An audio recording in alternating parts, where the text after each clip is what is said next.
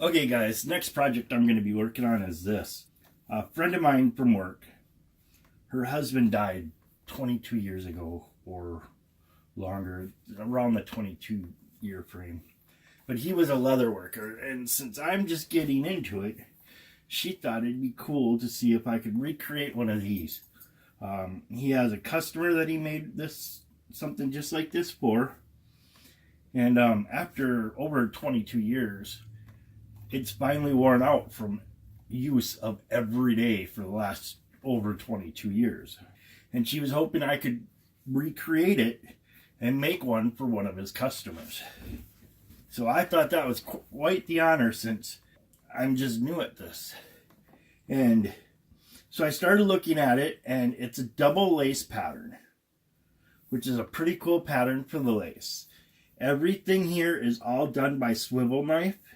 And I'm thinking a bone of some sort, a bone folder, you know, like our plastic ones, or an actual antler kind of thing, or an actual bone.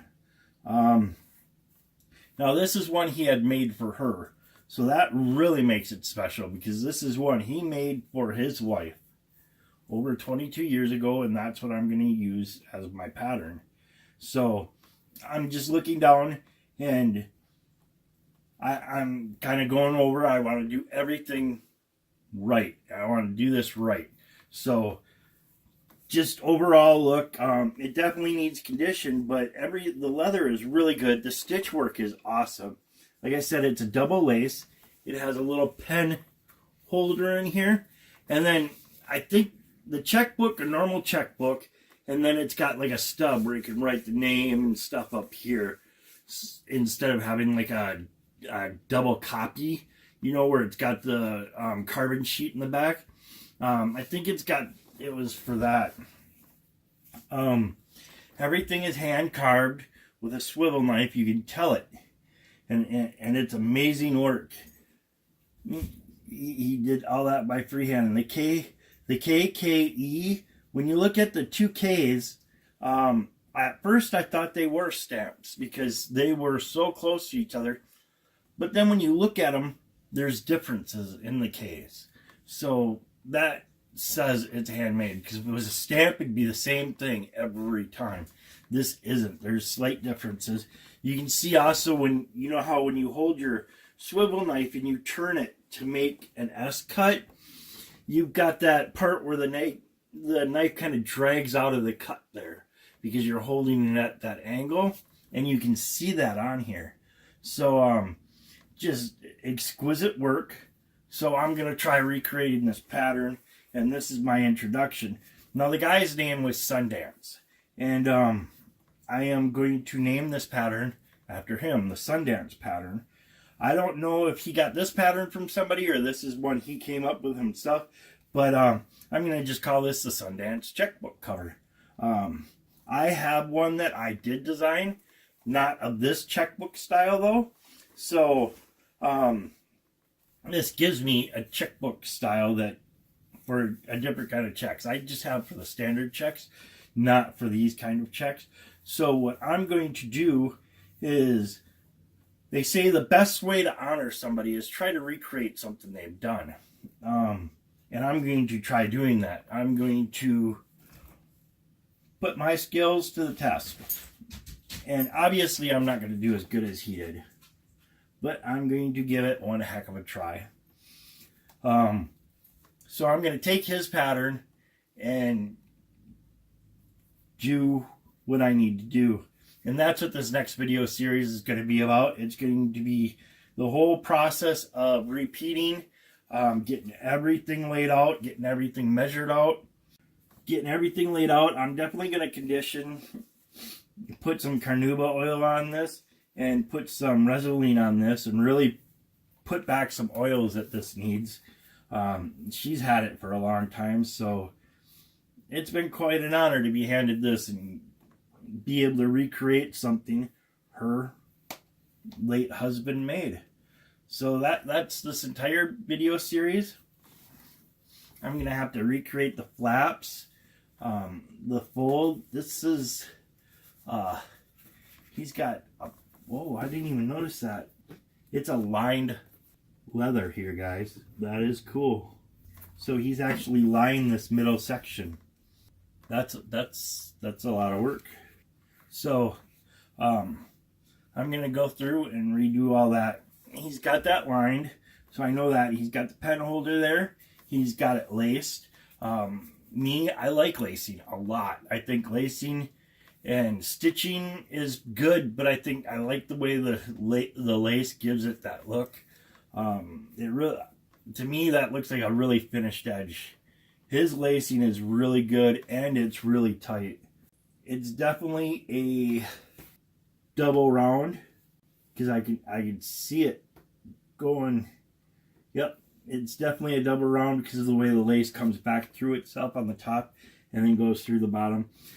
He uses a stitching chisel where I use a actual round hole for mine. So I don't think that's going to add too much of a difference, but from the way this looks and the way my checkbook design is, it's very similar. So this is going to be the start of my Sundance checkbook cover, or my Sundance style checkbook cover. And it's all going to be about everything, all the steps I'm going to go through and make one for his wife. And I'm going to do it similar to this one. I'm going to do the KE on one side, and then I'm going to do a unicorn head on the other side, and try to recreate this as much as possible too, so I can show her this is my best I can do right now, which obviously 5-10 years from now it's going to be a lot better, but this is what I can do right now. I'm excited. It's been quite an honor. It's awesome. So that's the whole next series, and everything's going through. I'm looking forward to it. So next week's going to be the start of the pattern, making out the pattern. Pattern is the biggest thing. One of the things I learned about the last thing I made, which was the rifle sling, is I didn't, I thought, okay, I'm going to rivet here, but I didn't actually draw out where my rivets were going to be and all that. And then I realized, hey, I can get things off balance because I don't have rivets where they should look like they should be and stuff like that. So I got to spend a lot more attention to detail, which I'm definitely going to do on this pattern here. He is using, I don't know, I'm actually going to get out the calipers and all that. And this is just going to be the introductory to this. Off camera, before I do the actual pattern, I'm going to actually condition this because I'm going to be moving it and manipulating it a lot as I do that. And I want to get this as well protected as possible and get some conditioners and stuff in there. Next week starts that. Thanks for watching all these video guys. These actually do help me out. If you want to talk about ways you do things, everybody does something different. Let's have conversations. Let's get how everybody does this out. Let's get a kind of a community of leatherworkers going and really start producing, the beginner, the intermediate, and then the experts can chime in and help each other out, and us beginners and the people that are already at an intermediate level and all that. Let's get our quality. Let's increase that. That's the main goal of this channel. So I can see what I'm doing now, and I can see what I'm doing down the road, and make sure my quality is increasing, making sure I'm keeping to my mission that I want to do with my leatherworking. Keeps me in check too. So that's exactly what this channel is going to be about, and I think this is going to be a great series for that, since I'm actually taking an expert leatherworker from over 22 years ago and going to try to recreate something he had done. So give this video a like, guys, and share this one if you can.